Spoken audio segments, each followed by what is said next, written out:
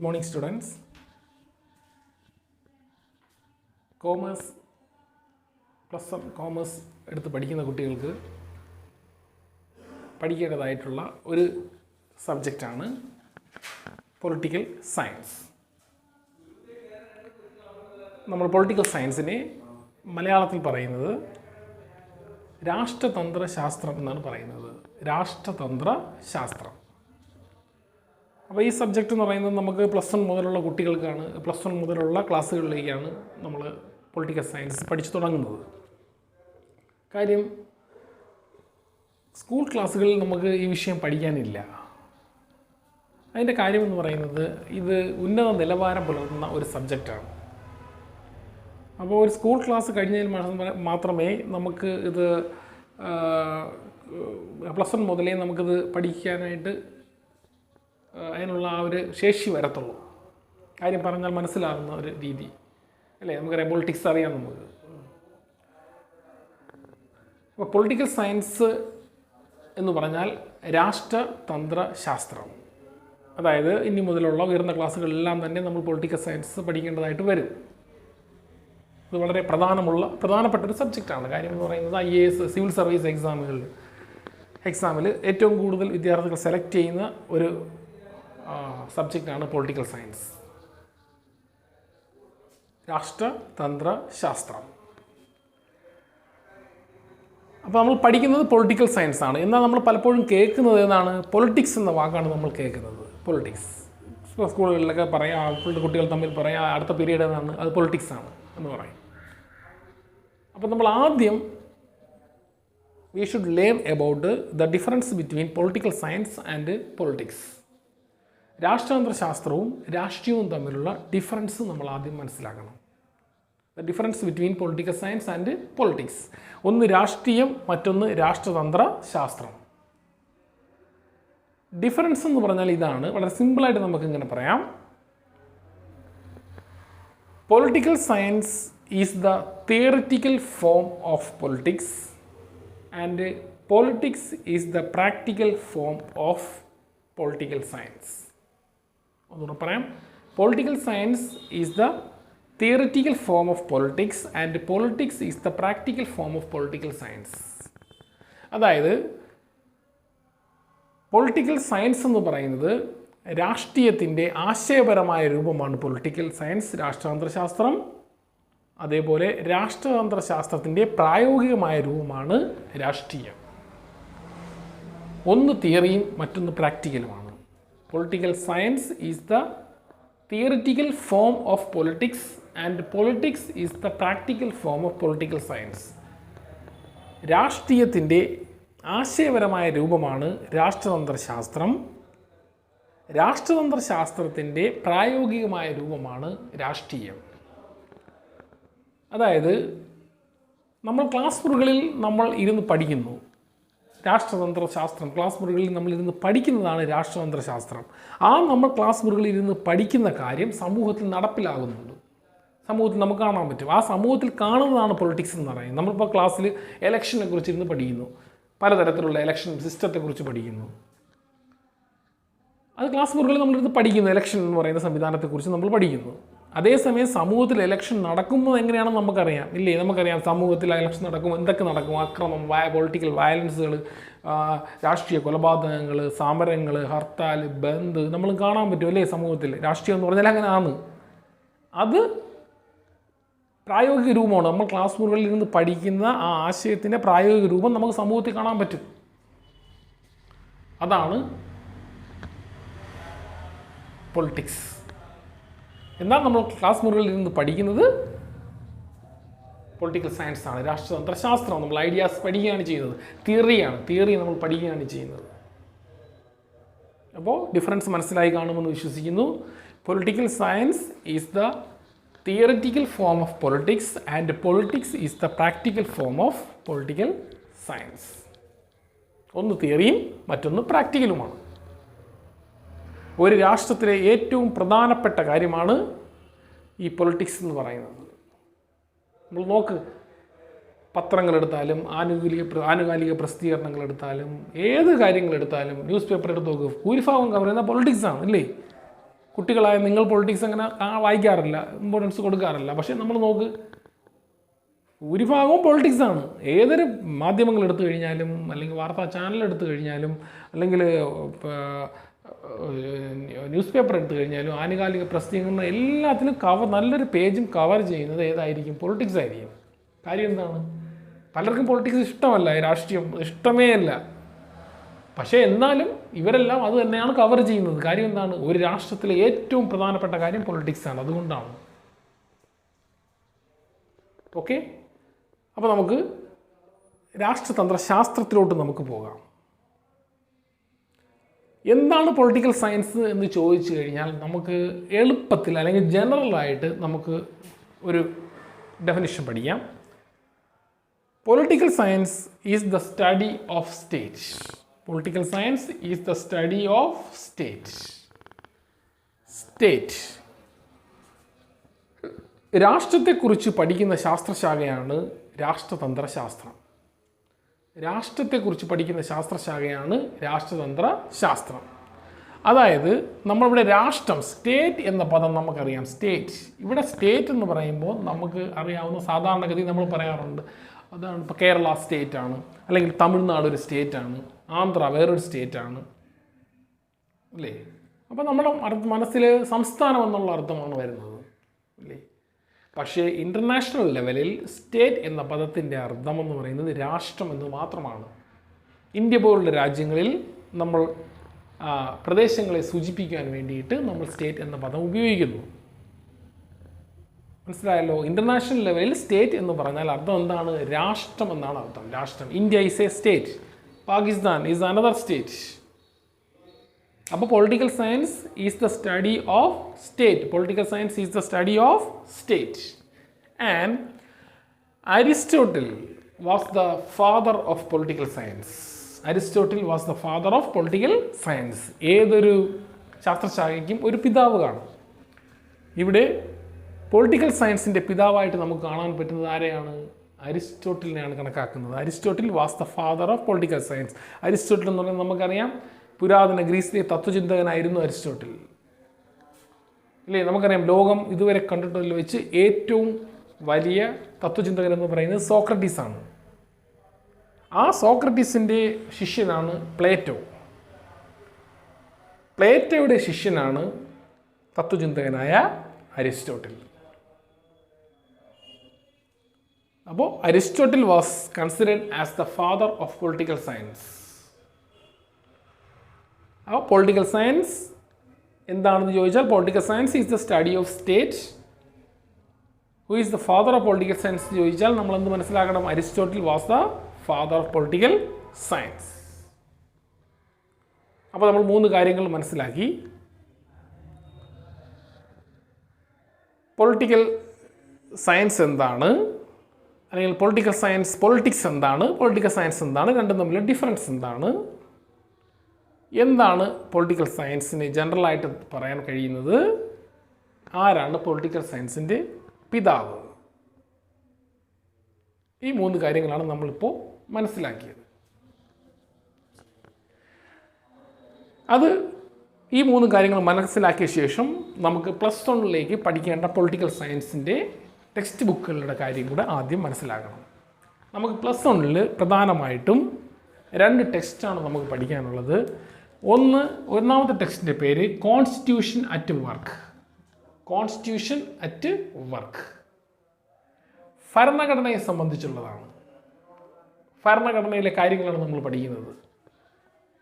ഭരണഘടനയിലുള്ള പല പല കാര്യങ്ങൾ, മൗലികാവകാശങ്ങൾ, മാർഗനിർദ്ദേശ തത്വങ്ങൾ, അങ്ങനെയുള്ള ഒട്ടനവധി ഭരണഘടനയുമായിട്ട് ബന്ധപ്പെട്ടുള്ള കാര്യങ്ങൾ ആണ് കോൺസ്റ്റിറ്റ്യൂഷൻ അറ്റ് വർക്ക് എന്ന ആദ്യത്തെ ടെക്സ്റ്റിൽ പഠിക്കാനുള്ളത്. രണ്ടാമത്തെ ടെക്സ്റ്റിൽ പഠിക്കാനുള്ളത്, രണ്ടാമത്തെ ടെക്സ്റ്റിൻ്റെ പേര് ഇതാണ്, പൊളിറ്റിക്കൽ തിയറി എന്നാണ് രണ്ടാമത്തെ ടെക്സ്റ്റിൻ്റെ പേര്. പൊളിറ്റിക്കൽ തിയറി രാഷ്ട്രീയ ആശയങ്ങളാണ്.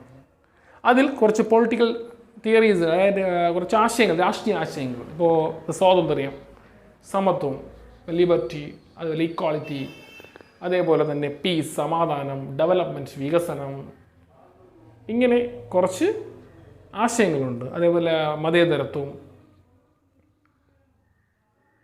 പൗരത്വം, ഇങ്ങനെയുള്ള കുറച്ച് ആശയങ്ങളെക്കുറിച്ച്, രാഷ്ട്രീയ ആശയങ്ങളെക്കുറിച്ചാണ് നമ്മൾ രണ്ടാമത്തെ ടെക്സ്റ്റിൽ പഠിക്കുന്നത്. ഈ 2 ടെക്സ്റ്റും വളരെ പ്രധാനപ്പെട്ടതാണ്. ഈ 2 ടെക്സ്റ്റിൽ പഠിക്കുന്ന കാര്യങ്ങൾ നമ്മൾ വന്ന് പരീക്ഷയ്ക്ക് PSC പരീക്ഷകളിലൊക്കെ പരീക്ഷയ്ക്ക് എഴുതുമ്പോൾ വളരെയേറെ ഉപയോഗപ്പെടും ഈ 2 ടെക്സ്റ്റും. അപ്പോൾ 2 ടെക്സ്റ്റുകൾ, ഒന്ന് constitution at work, 2 political theory. രണ്ടിലും കൂടെ നമുക്ക് 20 ചാപ്റ്റർ പഠിക്കാനുണ്ട്. ഇതിൽ 10 ചാപ്റ്റർ, ഇതിൽ 10 ചാപ്റ്റർ. ഓക്കെ, അപ്പോൾ നമുക്ക് അടുത്തത് സ്റ്റേറ്റിനെ കുറിച്ച് പഠിക്കാം. എനിക്ക് ആ ടെക്സ്റ്റിൻ്റെ കാര്യം പറഞ്ഞതേ ഉള്ളൂ, നമുക്ക് സ്റ്റേറ്റിൻ്റെ കാര്യത്തിലോട്ട് കടക്കാം. അപ്പോൾ who is the father of political science?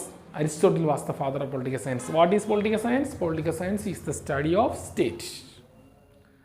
അപ്പോൾ നമ്മൾ ആദ്യം മനസ്സിലാക്കേണ്ടത് എന്താണ് രാഷ്ട്രം എന്നാണ് നമ്മൾ ആദ്യം മനസ്സിലാക്കേണ്ടത്, അല്ലേ? എന്താണ് രാഷ്ട്രം? രാഷ്ട്രം എന്താണെന്ന് നമുക്കറിയത്തില്ല. നമുക്കറിയാം നമ്മുടെ രാഷ്ട്രത്തിൻ്റെ പേര് ഇന്ത്യ എന്നറിയാം. പക്ഷേ എന്താണ് ഇന്ത്യ എന്ന് ചോദിച്ചാൽ നമുക്ക് വ്യക്തമായിട്ട് നിർവഹിക്കാൻ നമുക്കറിയത്തില്ല. കാര്യം എന്താണ് രാഷ്ട്രം എന്ന് നമുക്കറിയത്തില്ല. അപ്പോൾ നമ്മൾ ആദ്യം ഏതിനെക്കുറിച്ച് പഠിക്കണം? What is a state? എന്താണ് രാഷ്ട്രം എന്ന് നമ്മൾ ആദ്യം മനസ്സിലാക്കണം. എന്നാൽ മാത്രമേ നമുക്ക് പൊളിറ്റിക്കൽ സയൻസ് പഠിച്ചു പോകാൻ പറ്റൂ. ഒന്നാമത്തെ ചാപ്റ്റർ തുടങ്ങണമെങ്കിൽ നമ്മൾ ആദ്യം ഇത് പഠിച്ചതിന് ശേഷം മാത്രമേ നമുക്ക് ചാപ്റ്ററിലോട്ട് പോകാൻ പറ്റൂ. എന്താണ് രാഷ്ട്രം എന്ന് നമ്മൾ ആദ്യം മനസ്സിലാക്കണം. അതിന് നമുക്ക് ഒരു വഴിയുണ്ട്. അരിസ്റ്റോട്ടലിൻ്റെ 2 കാര്യങ്ങൾ, അരിസ്റ്റോട്ടിൽ പറഞ്ഞ 2 കാര്യങ്ങളുണ്ട്. ആ കാര്യങ്ങൾ എടുത്തുകൊണ്ട് നമുക്ക് രാഷ്ട്രം എങ്ങനെ ഉണ്ടായി, അല്ലെങ്കിൽ അരിസ്റ്റോട്ടിൻ്റെ അഭിപ്രായത്തിൽ രാഷ്ട്രങ്ങൾ എങ്ങനെയാണ് ഉണ്ടായത് എന്ന് നമുക്ക് മനസ്സിലാക്കാം.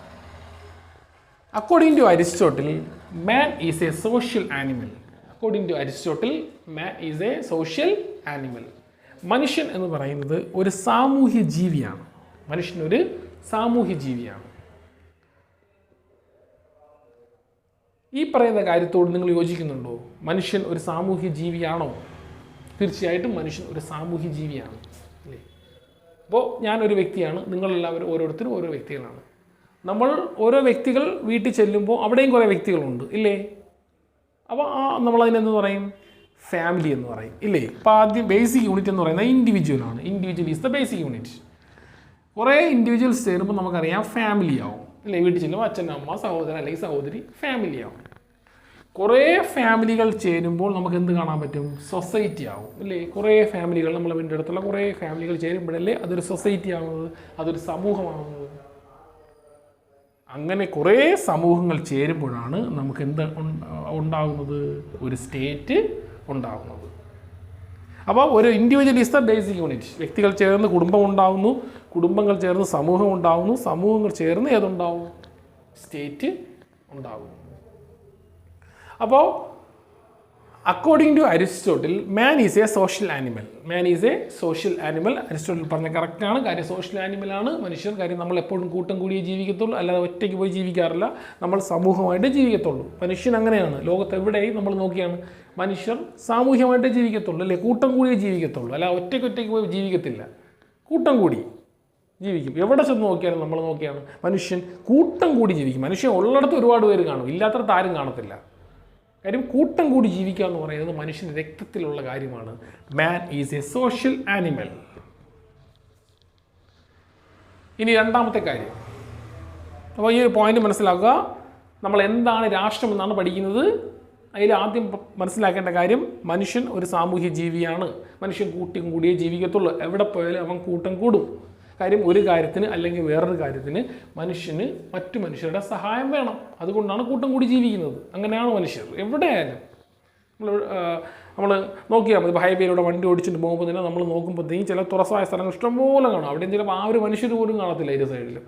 പക്ഷേ എവിടെയെങ്കിലും ഒരു മനുഷ്യനെ കണ്ടു തുടങ്ങിയാൽ നമ്മൾ നോക്കിയാൽ മതി, അവിടെ പിന്നെ 1, 2, 3 പേരെ കാണാം. പിന്നെ അങ്ങനെ കുറേ പേരെ കാണാൻ പറ്റും. അവിടെ ഒരു ഗ്രാമം ഒരുങ്ങി, അവിടെ കടയൊക്കെ കാണും, അല്ലേ? അത് കഴിഞ്ഞ് പോയി കഴിഞ്ഞാൽ പിന്നെ ചിലപ്പോൾ വീണ്ടും ആൾ കാണത്തില്ല. കാര്യം ആളുള്ളിടത്ത് ഇഷ്ടംപോലെ ആൾ കാണും, ആളില്ലാത്തടത്ത് ആരും കാണത്തില്ല. കാര്യം man is a social animal. ഇനി രണ്ടാമത്തെ ഒരു സവിശേഷത, men are quarrelsome. Men are quarrelsome. മനുഷ്യൻ ഒരു വഴക്കാളിയാണ്. മനുഷ്യൻ ഒരു വഴക്കാളി കൂടിയാണ്. മനുഷ്യൻ ഒരു സാമൂഹ്യ ജീവിയാണ്, അതേപോലെ തന്നെ മനുഷ്യൻ ഒരു വഴക്കാളി കൂടിയാണ്. Men are quarrelsome. മനുഷ്യൻ ഒരു വഴക്കാളിയാണ്. ഇതിനോട് നിങ്ങൾ യോജിക്കുന്നുണ്ടോ? മനുഷ്യനൊരു വഴക്കാളിയാണ്. തീർച്ചയായിട്ടും മനുഷ്യൻ ഒരു വഴക്കാളിയാണ്. കാര്യം man is waiting for an opportunity to quarrel എന്നാണ്. മനുഷ്യൻ എപ്പോഴും വഴക്ക് കൂടുവാൻ വേണ്ടി കാത്തിരിക്കുന്നു എന്നാണ്. കാര്യം നമ്മൾ നോക്ക്, വ്യക്തികൾ വഴക്കൂടാറില്ലേ? നിങ്ങൾ വഴക്കൂടാറുണ്ട്, ഞാൻ വഴക്കൂടാറുണ്ട്. അതേപോലെ തന്നെ ഫാമിലികൾ തമ്മിൽ, വ്യക്തികൾ ചേർന്ന് രൂപീകൃതമാകുന്ന ഫാമിലികൾ തമ്മിൽ വഴക്കൂടാറുണ്ട് ഇല്ലേ? വഴക്കൂടാറുണ്ട്. അപ്പുറത്തെ വീട്ടുകാരോട് ചിലപ്പോൾ നമ്മൾ മിണ്ടത്തില്ല, വഴക്കായിരിക്കും. ആ ഫാമിലികൾ ചേർന്നുണ്ടാകുന്ന സൊസൈറ്റികൾ തമ്മിൽ വഴക്കൂടാറുണ്ട്. സമൂഹങ്ങൾ തമ്മിൽ ഏറ്റുമുട്ടും, വഴക്കുണ്ടാകും. അതേപോലെ ആ സമൂഹങ്ങൾ ചേർന്ന് രൂപീകൃതമാകുന്ന രാജ്യങ്ങൾ തമ്മിൽ യുദ്ധം ചെയ്യും. അപ്പോൾ വ്യക്തിയിലുള്ള വഴക്ക് കൂടുക എന്ന് പറയുന്ന സ്വഭാവ സവിശേഷത ഫാമിലി പ്രദർശിപ്പിക്കും, സൊസൈറ്റി പ്രദർശിപ്പിക്കും, രാഷ്ട്രവും പ്രദർശിപ്പിക്കും. അതുകൊണ്ടാണ് ലോകത്ത് യുദ്ധങ്ങൾ അല്ലേ? ലോകത്ത് സമാധാനപരമായിട്ടുള്ള ലോകത്ത് ഒരു യുദ്ധമോ അല്ലെങ്കിൽ ഒരു ആൾ പോലും കൊല്ലപ്പെടാത്ത ഒരു ദിവസവും ഉണ്ടായിട്ടില്ല. മനുഷ്യൻ ഉണ്ടായ കാലം മുതലേ ഇങ്ങനെ തന്നെയാണ്. കാര്യം മനുഷ്യൻ ഒരു വഴക്കാളി കൂടിയാണ്. ഒരു കാര്യത്തിന് അല്ലെങ്കിൽ വേറൊരു കാര്യത്തിന് മനുഷ്യൻ വഴക്കൂടും. സാഹചര്യം വരുമ്പോൾ, ഒരു സാഹചര്യം വരുമ്പോൾ വഴക്കുണ്ടാകും, സ്വാഭാവികമാണ്. കാര്യം വ്യക്തികൾ വ്യത്യസ്തരാണ്, വ്യത്യസ്ത താല്പര്യമുള്ളവരാണ്, ഇഷ്ടവും അനിഷ്ടവും ഒക്കെ വ്യത്യസ്തമാണ്. അതുകൊണ്ട് തന്നെ ഒരു വഴക്കാളിയാണ് മനുഷ്യൻ എന്ന് പറയുന്നത്. വഴക്കുണ്ടാവും, ഒരു വഴക്കാളിയാണ്. അപ്പോൾ രണ്ട് സവിശേഷതകൾ, മനുഷ്യൻ്റെ രണ്ട് സവിശേഷതകൾ, ബേസ് ആയിട്ടുള്ള രണ്ട് സവിശേഷതകൾ. ഒന്ന്, മാൻ ഈസ് എ സോഷ്യൽ ആനിമൽ. രണ്ടാമത്തത്, മെൻ ആർ കോറൽസം. വഴക്കാളിയാണ്. അപ്പോൾ നമ്മൾ രാഷ്ട്രം എങ്ങനെ ഉണ്ടായെന്നാണ് പഠിക്കുന്നത്. ഈ രണ്ട് സവിശേഷതകൾ മനുഷ്യനുണ്ട്. അപ്പോൾ നമ്മൾ പുരാതന കാലഘട്ടം എടുത്തു കഴിഞ്ഞാൽ മനുഷ്യൻ ഉണ്ടായ കാലം മുതലേ എന്തുണ്ട്? യുദ്ധമുണ്ട് ഇല്ലേ? മനുഷ്യ ഉണ്ടായ കാലം മുതലേ യുദ്ധവും, മനുഷ്യൻ അങ്ങോട്ടും ഇങ്ങോട്ടും കൊല്ലും, പരസ്പരം കൊല്ലുന്നവരാ, വഴക്ക് കൂടെ ഉണ്ട് അല്ലേ? അപ്പോൾ മനുഷ്യൻ്റെ ചരിത്രം എടുത്തു നോക്കിക്കഴിഞ്ഞാൽ യുദ്ധങ്ങളുടെ ചരിത്രമാണ് അല്ലേ? നമ്മൾ ചരിത്രം എടുത്തു കഴിഞ്ഞാൽ നമ്മളിപ്പോൾ ഹിസ്റ്ററി പഠിക്കുന്നത്, ഹിസ്റ്ററിയിൽ തന്നെ നിങ്ങൾ 10ാം ക്ലാസ്സിൽ പഠിച്ച് നോക്കിയാണ് മൊത്തം യുദ്ധങ്ങളല്ലേ? യുദ്ധങ്ങൾ, ഏറ്റുമുട്ടലുകളാണ് കൂടുതലും, യുദ്ധങ്ങളുടെ ചരിത്രമാണ്. അപ്പോൾ മനുഷ്യൻ കൂട്ടം കൂടിയേ ജീവിക്കത്തുള്ളൂ. അതേപോലെ യുദ്ധം ചെയ്യും, വഴക്കുകളിയാണ്, കൊല്ലും, അങ്ങോട്ടും ഇങ്ങോട്ടും കൊല്ലും. ഏത് സമയവും യുദ്ധം ഉണ്ടാവും. പുരാതന കാലം മുതലേ ഇങ്ങനെയാണ്. മനുഷ്യൻ കൊല്ലപ്പെട്ട് നൂറ്റാണ്ടുകൾ കഴിഞ്ഞു. കാര്യം ഇങ്ങനെയാണ്, കൂട്ടം കൂടിയേ ജീവിക്കത്തുള്ളൂ. കൂട്ടം കൂടി ജീവിക്കുന്ന മനുഷ്യൻ പരസ്പരം ഏറ്റുമുട്ടും, കൊല്ലും, യുദ്ധം ചെയ്യും. അപ്പോൾ ആയിരക്കണക്കിന് വർഷങ്ങൾ കഴിഞ്ഞു, മനുഷ്യൻ ഉണ്ടായിട്ട് ലക്ഷക്കണക്കിന് വർഷങ്ങൾ കഴിഞ്ഞു. അപ്പോഴും സ്ഥിതി ഇത് തന്നെയാണ്, കൊല്ലും കൊലയും നടക്കുകയാണ്. പക്ഷേ ചരിത്രത്തിൻ്റെ ഏതോ ഒരു ഘട്ടത്തിൽ വെച്ച് people in A society thought about an organization which protects law and order in the society. ചരിത്രത്തിൻ്റെ ഏതോ ഒരു ഘട്ടത്തിൽ വെച്ച് ഏതോ ഒരു സമൂഹത്തിലെ ജനങ്ങൾ ചിന്തിച്ചു. എന്താണ് ചിന്തിച്ചത്? V need an organisation. നമുക്കൊരു ഓർഗനൈസേഷൻ വേണം, നമുക്കൊരു സംഘടന വേണം. എന്തിനാണ് ആ സംഘടന? Which protect law and order in the society. ഈ സമൂഹത്തിലെ നിയമവും ക്രമസമാധാനവും സംരക്ഷിക്കാൻ വേണ്ടി നമുക്കൊരു സംഘടന വേണം. We need an organization to protect the law and order in the society. ഈ സമൂഹത്തിൽ ഇല്ലാത്ത കാര്യം ഇതാണ് കാര്യം അല്ലേ? മനുഷ്യൻ ആധുനിക കാലത്ത് ആഹാരം ആയിരുന്നു ബേസ് ആയിട്ടുള്ള കാര്യം അല്ലേ? അത് കഴിഞ്ഞ് ആഹാരം, പിന്നെ പാർപ്പിടം, വസ്ത്രം, പാർപ്പിടം, ഇങ്ങനെയുള്ള ബേസിക് നെസസിറ്റീസൊക്കെ മനുഷ്യനുണ്ടായി, എല്ലാം കിട്ടിക്കൊണ്ട് വരികയാണ്. പക്ഷേ ഇതൊക്കെ ഉണ്ടെങ്കിലും മനുഷ്യൻ എന്താണ്? മനുഷ്യൻ ഏറ്റുമുട്ടുന്നു, കൊല്ലുന്നു. അപ്പോൾ ജനങ്ങൾ ചിന്തിച്ചു എന്താണ്? നമുക്കൊരു സംഘടന വേണം. സംഘടന എന്ന് പറയുമ്പോൾ എല്ലാവരും കൂടെ ചേർന്നതാണല്ലോ സംഘടന. സംഘടനയിലെ മെമ്പേഴ്സ് ആണല്ലോ. നമ്മളെല്ലാവരും കൂടെ ചേർന്നൊരു സംഘടന ഉണ്ടാക്കുക. ആ സംഘടനയുടെ പ്രധാനപ്പെട്ട ലക്ഷ്യമെന്ന് പറയുന്നത് സമൂഹത്തിലെ നിയമവും ക്രമസമാധാനവും സംരക്ഷിക്കുക എന്നായിരിക്കണം. അപ്പോൾ സമൂഹത്തിൽ നിയമവും ക്രമസമാധാനം സംരക്ഷിക്കുക എന്നതാണ് ലക്ഷ്യം ഈ സംഘടനയുടെ. നമ്മളെല്ലാവരും കൂടെ ചേർന്നുണ്ടാക്കുന്നതായിരിക്കണം ഈ സംഘടന. അപ്പോൾ ആരാണോ സമൂഹത്തിൽ തെറ്റ് ചെയ്യുന്നത് അവനെ ഈ സംഘടന പിടികൂടും, അവനെ ശിക്ഷിക്കും. അങ്ങനെ ചിന്തിച്ചതിൻ്റെ ഫലമായിട്ട് ഉണ്ടായ ഒരു ഓർഗനൈസേഷൻ, ഒരു സംഘടനയാണ് രാഷ്ട്രം.